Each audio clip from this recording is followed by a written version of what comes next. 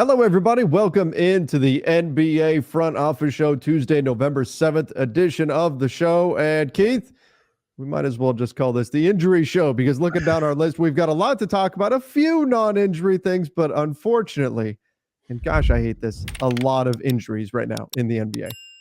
Yeah, it's hitting now, right in early November. Guys have played 5, 6, 7, 8 games, I guess, in that range. And we've got a handful of guys who have gone down, and including a couple that look like they might be lengthy, and then a couple, fingers crossed, will be much shorter time frames. But we want to, I guess, start with the big one that came out yesterday. Let's do it. Yeah. Robert Williams, knee surgery. Again, we don't know for sure how long he's going to be out. But yeah, it sounds like the big man isn't going to last long for the Blazers this season. Again, they just traded for him, was part of that Drew Holiday deal. And there was some interest in them potentially flipping him again before the trade deadline. Obviously, if he is out with a knee injury, that's not going to happen for the Portland Trailblazers. Keith, what are your thoughts? I mean, you have more experience with Rob Williams than I certainly do, given his time with the Celtics. What are your thoughts here on this situation? Yeah, this is the worry with Rob, right? He's got all the talent in the world. He's one of the most athletic bigs in the game, even after knee issues with his other leg. That was his left leg a couple years ago when the Celtics made that finals run. He had a torn meniscus, and then that cost him a chunk of that season and then part of the next season. But then now this is the other knee, the right knee, and often these things are related, right? You put more stress on the other leg, maybe you're landing more on that leg or something. But this is the challenge. You know how good this guy is and everything he can be, but he just continues to not be able to stay on the floor, and that's been a major problem throughout the course of his career. And for Portland, on the court, this really doesn't matter all that much. They were going to be bad anyway. They're just still going to be bad. It's more about the idea of now it's going to be much harder to trade him.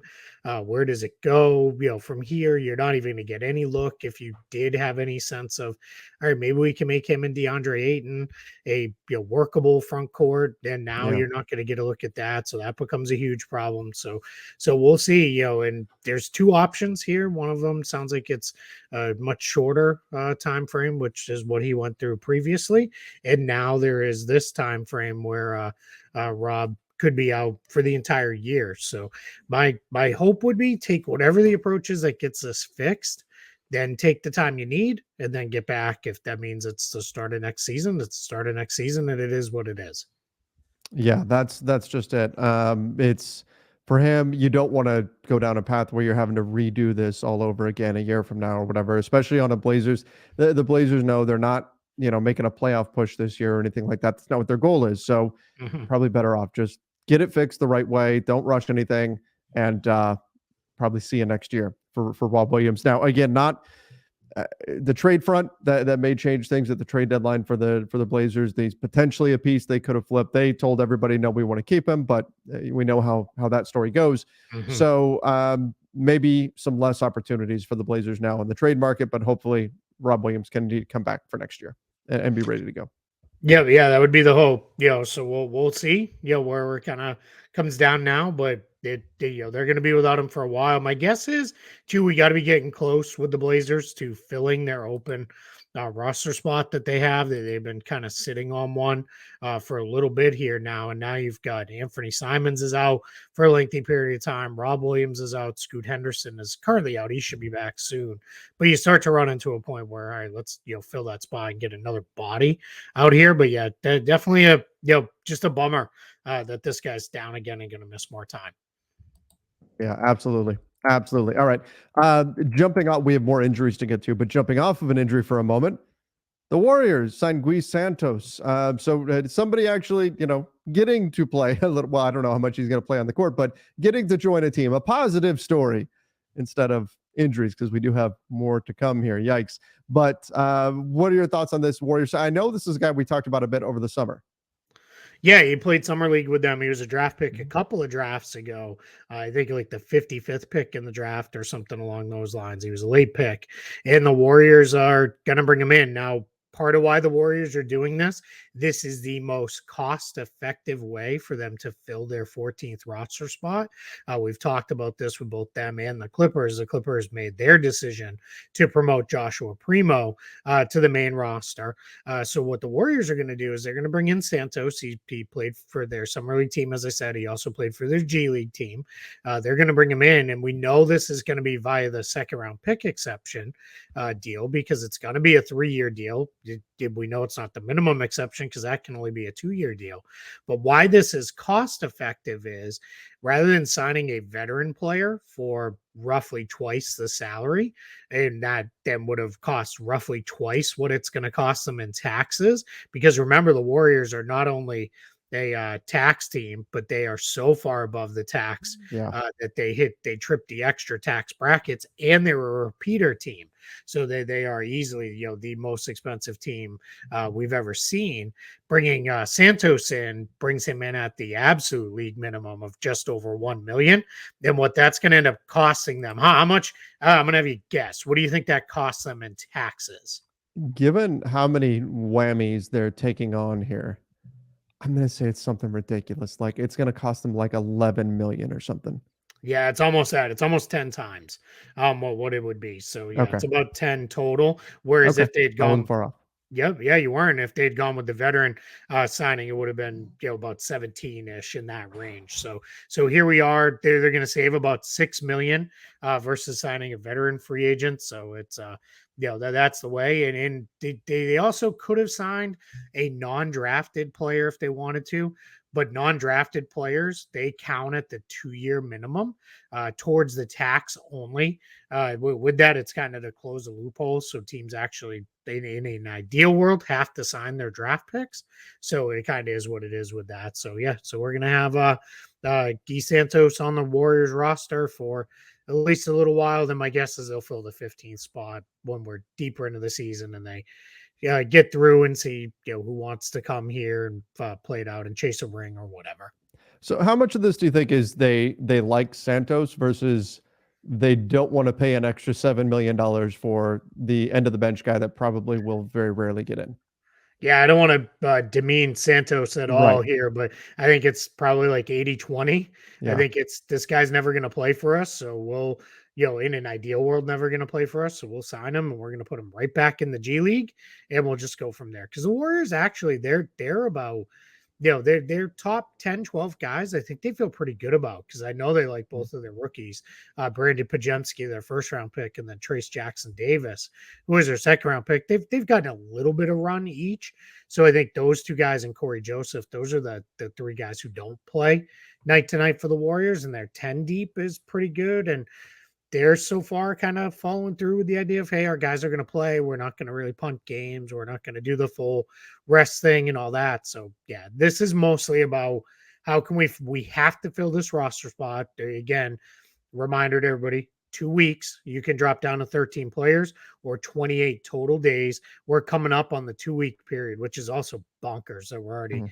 like Yeah, 2 weeks right. into the season. So we're coming up on that period. So they had to fill the spot. So now the Warriors are in a spot where I bring this guy in. It's super cost effective to fill it with a guy who's not going to play versus, bring it back Rudy Gay or Rodney Magruder, who are there, just would have cost them, like we said, 6.5, $7 million more than it would have otherwise, and that just gets to be really really expensive. Yeah, exactly, exactly. And that's where if you're the Warriors, you might as well just go down this route. By the way, I should have mentioned it off the top, and I didn't tell you yet either, but I do have some scheduled nonsense Okay, for the end of the show today let's do that it. that we will get into. Excited. Mason Plumlee missing time. He's dealing with a knee injury. The Clippers are calling it a sprained knee, but he had to get carried off the court. Yeah. So he's going to be Did you out for a see little bit. it?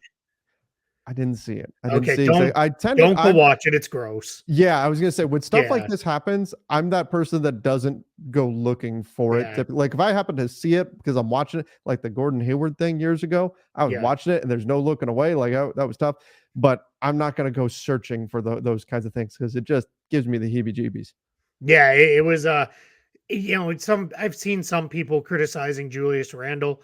He was going for a loose ball and he just kind of landed into Plumlee's knee. Yeah, And it was what it was. The knee kind of buckled really badly. He couldn't even put weight on it. And yeah, I would be shocked if it's only a sprain. If it's only a sprain, I mean, they get off extremely, extremely Yeah. lucky. My guess is it's going to be something worse, and I don't know if we'll see him again this year, but we'll find out when the Clippers, finish their MRI or whatever it is. I assume that's probably today or maybe tomorrow. They had to wait for swelling to go down and whatnot, but we'll see. But yeah, it's definitely going to put a bit of a hole. PJ Tucker now probably much more the backup five on that roster than was initially anticipated to be. So we'll see how that works out. Yeah. Jamal Murray is also going to be missing some time for the Denver Nuggets. He's got a hamstring strain. It's almost cliche at this point to say it, but hamstring strains can be tricky. Got to be careful with how you let those heal. They have to heal fully, otherwise it's very easy to re-aggravate an injury like that. The Denver Nuggets, they're not going to push him. They're not going to try to get him back on the floor quickly. They're not going to worry about that. They're going to worry about getting him ready for playoff time. Again, not saying this is going to linger until then, but they've got plenty of time is what I'm getting at here. They don't have to hurry at all with this. So I think they're going to be cautious. They're going to be careful with it. And that's exactly what they should be. But they will be without Jamal Murray now for some time. Yeah, and you could see it when it happened. He was running out and filling the wing in transition in a game a couple nights ago and just pulled up. And then he couldn't run back down the floor, and that was it. He got subbed out, didn't return to the floor, did not play in their last game, and now obviously, yeah, he's going to miss whatever time he needs. They're fine. The Nuggets know, hey, we're playing for April, May, and June. Yep. We're not going to risk anything that could get this guy hurt. That could be something that lingers, and like we saw with James Harden, he never really got right. It took him an entire offseason to come back before he felt right again from his hamstring injury. So Denver's going to give him whatever time they need. Reggie Jackson went into the starting group last night and played fine. He was, did well. The interesting spot was Colin Gillespie, two-way guy, second-year two-way guy, missed his entire rookie year with an injury.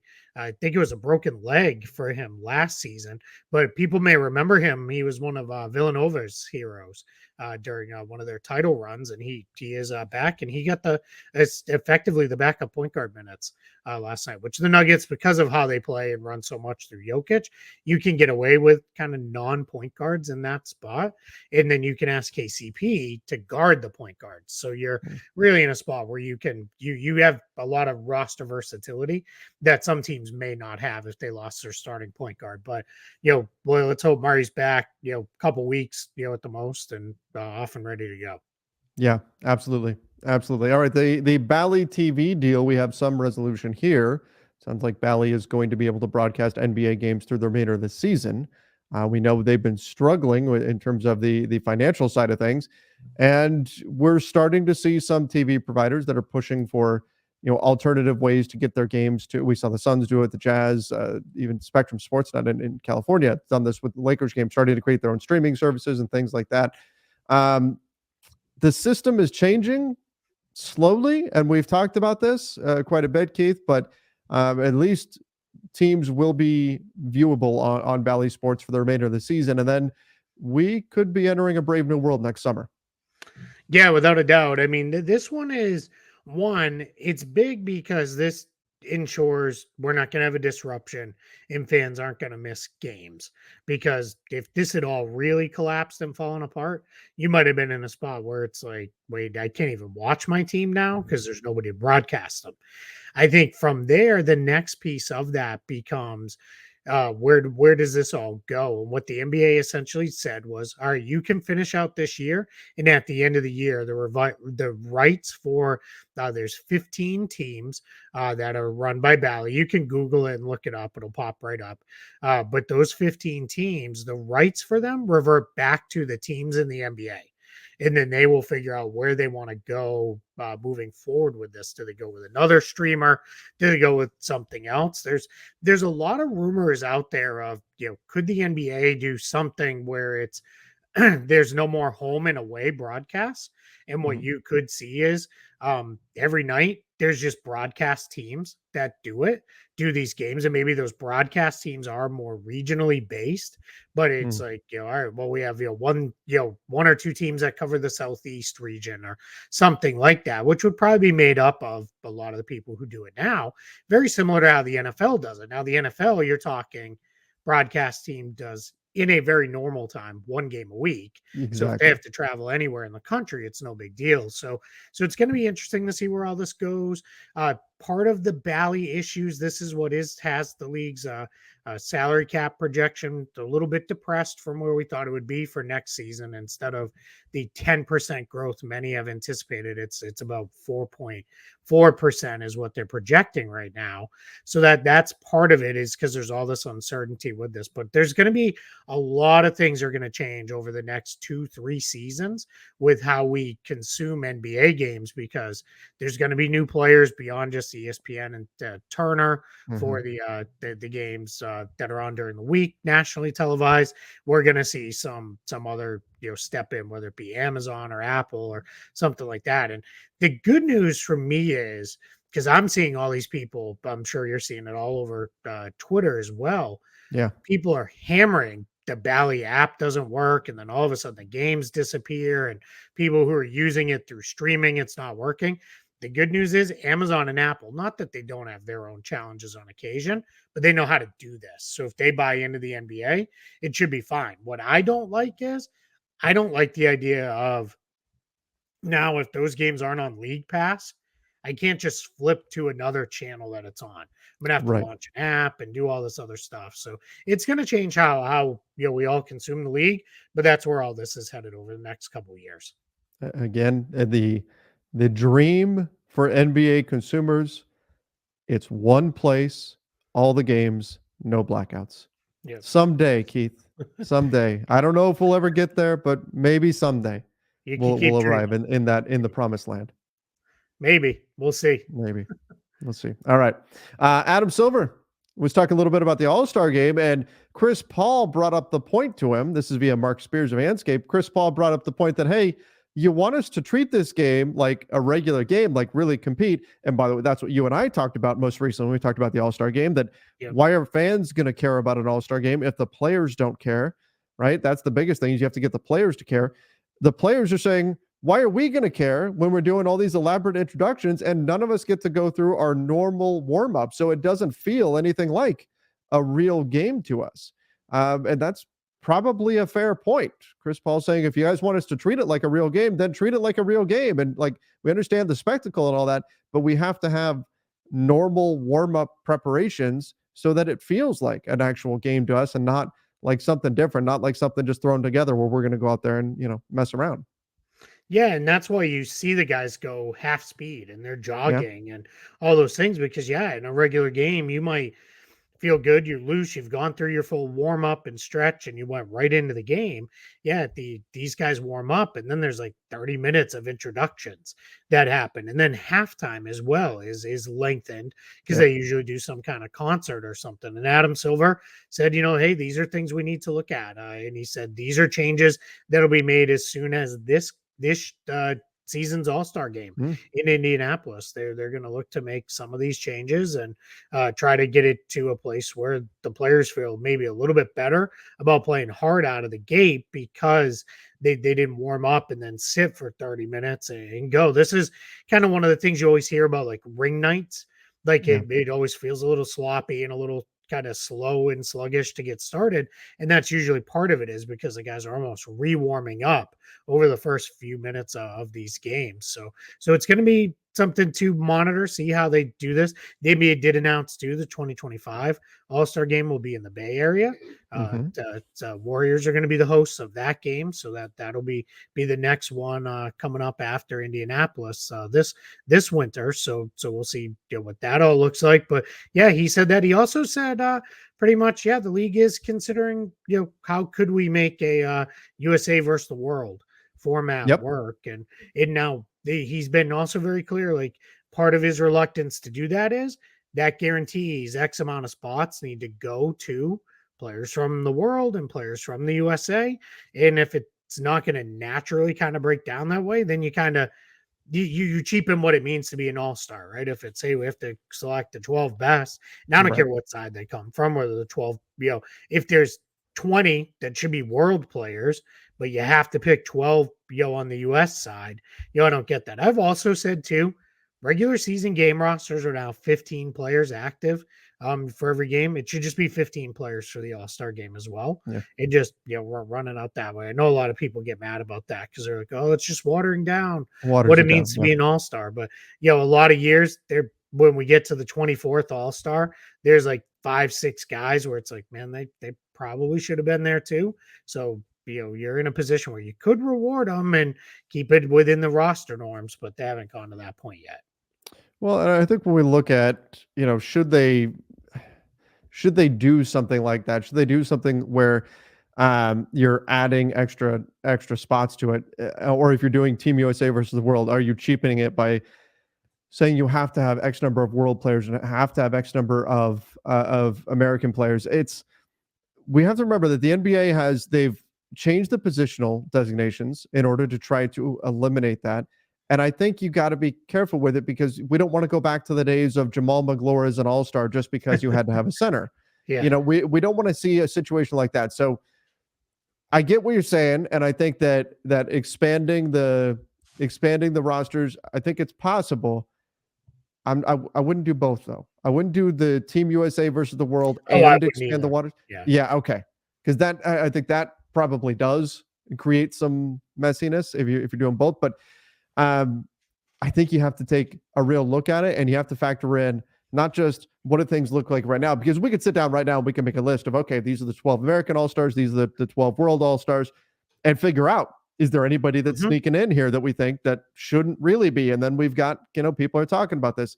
We can figure that out, but it's not just for now. It's for however long into the future that they stick with these rules. It's the All-Star game. They can change the rules all they want, but still, I think they would like to get something set in place for at least a few years before there's cries again to change everything and make it interesting once more.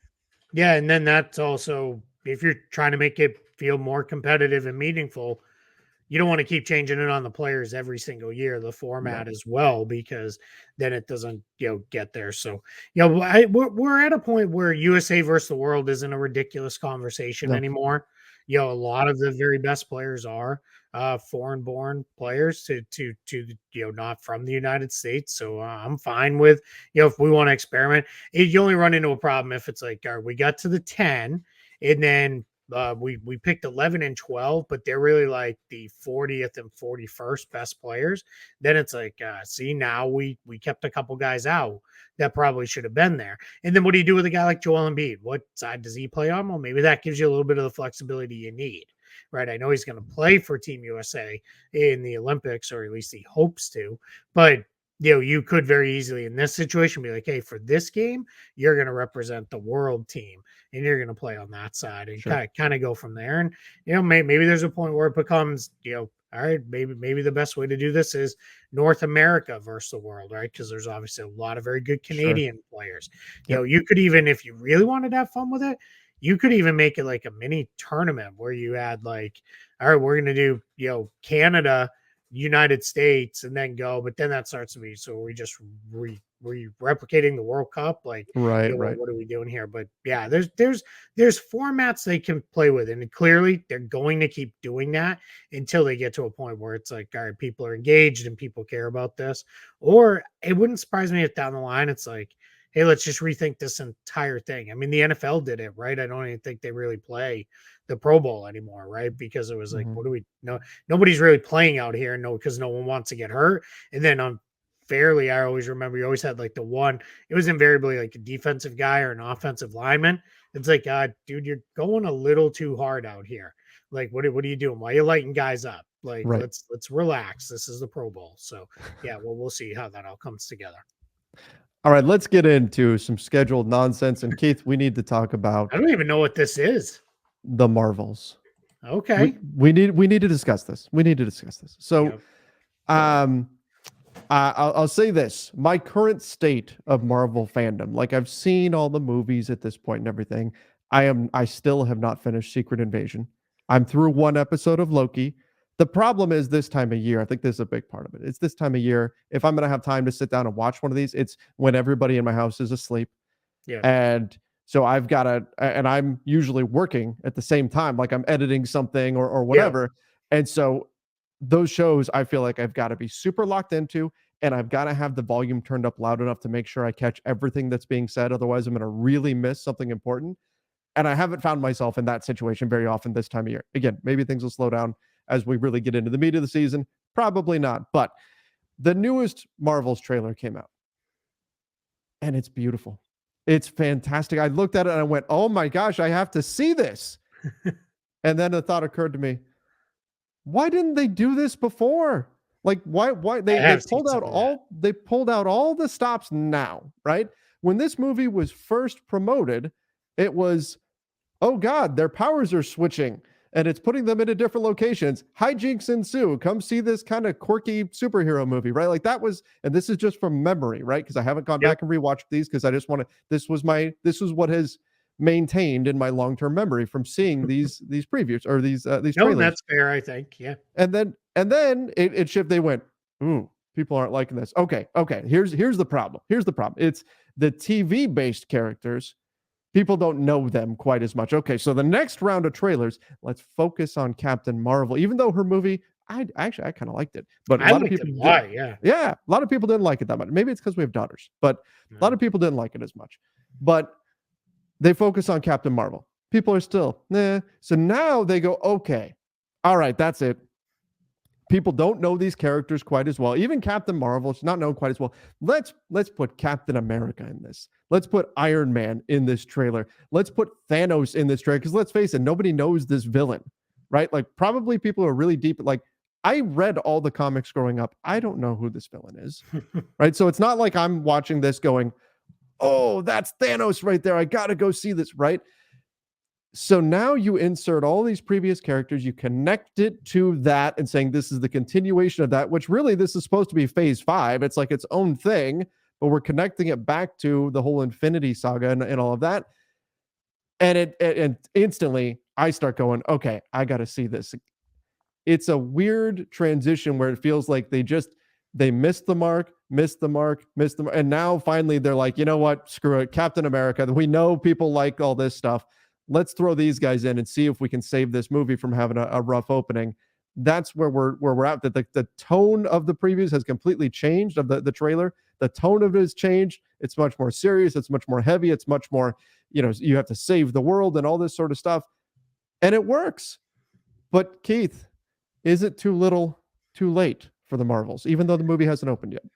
Yeah, I mean, it's funny you say this. I've not watched anything since the initial trailer. I Okay. saw the buzz about what's going on in this trailer, and I saw like there it seems like, in my opinion, from what I'm reading, and which is obviously being heavily influenced, seems like they're trying to pull on like the emotions of people of like, hey, remember those characters you love? Yeah. Like, this whatever's going on in this movie, like it harkens back to that and in all these things. So yeah, I mean, there's a whole lot of stuff out there about how maybe they reshot portions of this to introduce characters. Like, spoilers for anybody who doesn't want to hear any of this stuff. And neither of us have seen the movie No. yet. I'll hand up. I'm kind of ruining Front Office Friday this week because I'm going when we would normally record because it's the only time I could get it in. And unfortunately, I have way too many friends in my life who are going to see it and want to talk about it. And then it's going to get ruined for me. But what's out there on the internet, and this is a lot of, I would say let's call it informed speculation at best, is people are like, because you can go and they break down these trailers frame by frame, and some people have said like, oh, in this scene you can actually see Beast from the X-Men in this one frame in the trailer. Now, whether it is or it isn't, or it's just some being that's like a rumor that's out there. Yeah, but that's one of the rumors is somehow in the Marvels the X-Men are going to get introduced. It's going to tie into Deadpool 3. Yeah, and I'm not gonna. This is not really a spoiler, but at the end of the end of Ms. Marvel, Kamala Khan, her friend, who's like this like super genius kid, he says, "Hey, you're not a your powers aren't just from the bangle and all that stuff. Like you're a mutant. Like that's like what got it." And that was like all the buzz are like, oh my gosh, we've got X-Men stuff coming. And we know the X-Men are coming. That's been made pretty clear. Deadpool 3 is going to be fully inside the MCU and all this. So yeah, I mean there's also talk of now like is Kang out. And a lot of that seems to Yeah. be more to do with Jonathan Majors and the troubles he's had in the in Loki, some of the things that have happened in there. And I won't spoil that because that's newer. But did that lead to a place where they're going? There's a lot of talk of, could they pivot to Doctor Doom as Yeah, the right. next? And Doctor Doom is a Fantastic Four villain Who's primarily. who So that who still hasn't been done right, right? We exact haven't yeah, seen a good yeah, Doctor Doom in the without movies. a doubt. So yeah, and we know Fantastic Four is coming because they've announced their movie and a date for it and all those things. So yeah, so all this stuff is, it seems like what maybe they're trying to do with the Marvels is let's use this as a kind of a pivot and course correction into, hey, there's bigger stuff and bigger stakes and characters you're really interested in. But there's also a lot of talk of, hey, part of what this whole thing could be leading to is with all this timelines and universes and alternate realities and all these Mhm, things is, could we get back into a spot where there's a movie where Iron Man is back and Captain America is back, and there's mhm. a ton of rumors about all that stuff. And to me, it I don't want to undo what happened in like the prior phases with Endgame and all that, because then Yeah, it feels cheapened, right? Because if it's just sure. nobody ever dies, you can always bring all of them But that's back that's also the whenever you comics, though. want. But exactly, that's how comic books work. And in a lot of ways, what is this? It's almost like a like soap opera type Mhm. story. And I mean, I know enough from people in my life who lived off soap operas. Shout out to my grandmother who was like locked in, finished all the chores around the house so she could watch her stories. And it was nobody ever died in those, right? People always came back. You would literally see them die and bury them. And then they somehow, it wasn't them, it was their brother who looked like them or Their whatever. So evil twin. yeah, Yeah. exactly. So yeah, man, it's gonna be very, very interesting to see where this goes. I've avoided a lot of the stuff because I want to kind of go in really fresh and not anticipating and looking forward to Mm. see things. Like I really want to kind of go into this movie this weekend and all right, experience it just maybe kind of almost as intended with this. But yeah, and then the TV stuff is there's a lot of stuff with that, and I get it with anybody who has like Marvel fatigue because it became almost like, are you gonna watch everything or Yeah. you're gonna be like, who is this character? For example, my wife asked me like, who is this character? Because she's in and out, like she doesn't watch everything, Right. like we do. So yeah, I'm very, very curious, but I'm excited for the movie this weekend. And I mean, everybody at this point knows I'm in on all this stuff, and I'm gonna watch all of it. But yeah, I can't wait to see where they take everything here. But I get it where people are like, all right, this one doesn't hit like that. We're starting to run into, all right, where there's gonna be a lot more questions asked. Yeah, absolutely. Absolutely. And so I get why they're kinda, pulling out the stops and doing what they Mhm. can here in order to make this one right. This movie was supposed to come out like a year and a half ago. Yeah. Yeah, it was That was the supposed to be initial ahead plan, of yeah, a lot of Quantumania. stuff that's already been released, and yeah, Yeah. they rechanged it because it was further along, and there was definitely stuff that was redone, Yeah. in this movie, and, rumor is some stuff in Loki was redone and all that to make more sense with this movie. Because yeah, because Ms. Marvel is gonna show up, and some people are like, "Oh, yeah, I remember that from a year ago." Right. Like, that's some of the challenge when it gets so big, right, with all this stuff. So yeah, I'm curious, did you also see Echo was the first one to get a mature rating? I So saw that's that and I thought, and what my interesting. initial thought was, because 'cause I'm not, like, huge on Echo or whatever, but I Hmm. saw that rating and I went, "Daredevil." That's Yeah. gonna be big for Daredevil. Yeah. That they're going with Well, now the the hair Daredevil, look. there could sounds like that's being completely redone. Some of the stuff that was shot pre-strike has been like completely Mhm. scrapped, and they're redoing some stuff. So yeah, I mean, it's smart people who made really, really good movies for a long time that I think really, resonated with people. It's not gone, right? It's almost like a like athletes, right? Like what we do here. Sometimes you go through a little bit of a slump, right? The Warriors had 2 years near the top of the lottery, and then they won a title again. So I'm gonna say Marvel can pull a Warriors like comeback and come back from the little bit of the abyss that they're apparently in right now. Where most fans are. And that's how Well, you tie it right back to hoops. there it is. There it is. Look at that. Look at that, Keith. That's professional quality right there. Professional quality in a great way to end our scheduled nonsense for today. We haven't had enough nonsense lately. So I thought today, after I saw that trailer last night, I went, we need to discuss this. This is important stuff. So thank you, everybody, for indulging us while we were able to delve into Marvel territory for just a bit. Some of you like it, some of you don't, but Keith and I always get a kick out of talking about that stuff too. So thank you, guys. Make sure you are subscribing to the NBA Front Office Show on YouTube. Don't forget to turn on those notifications as well. Like this video and follow us over on Apple Podcasts, Spotify, where you ever listen to podcasts. Till next time, everybody. See ya and stay safe.